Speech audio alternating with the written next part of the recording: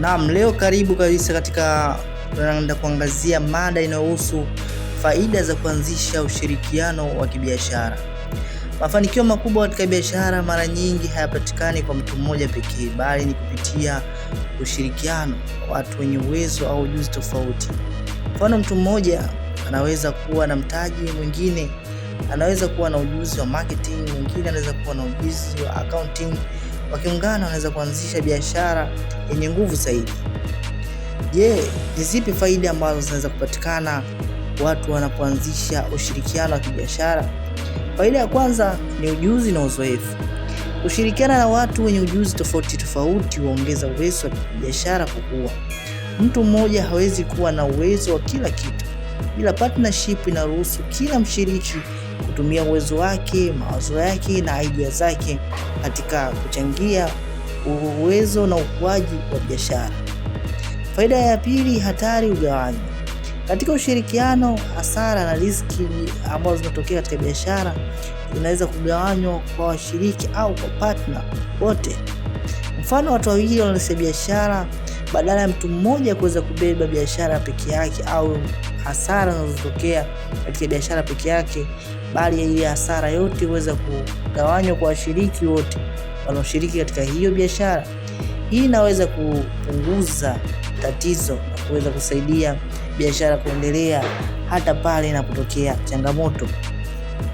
Faida ya tatu ya ushirikiano wa kibiashara ni ufanisi. Kuwa na watu wenye uwezo tofauti au kunaweza kusaidia biashara kutengeneza bidhaa au huduma bora zaidi.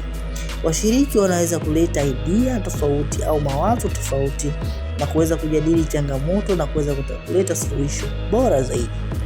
Hali hii huweza biashara kuweza kutoa huduma na kuweza kufikia watu wengi zaidi tofauti na mtu mmoja tu peke yake.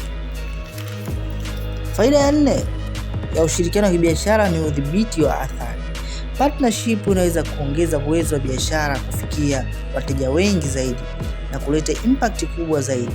Ikiwa washiriki wana mtaji, skills na connection tofauti, biashara inaweza kuwa na uwezo mkubwa wa kuweza kufikia wateja na kuweza kuendelea kuwa na kukua zaidi kwa muda mrefu zaidi.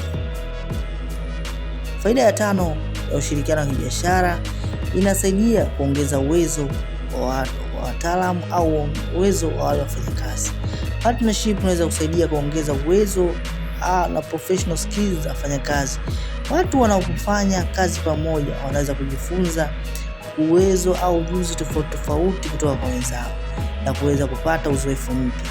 Hali hii huweza kuongeza ufanisi zaidi katika biashara au maendeleo zaidi katika biashara, hasa katika ujuzi wa wafanyakazi.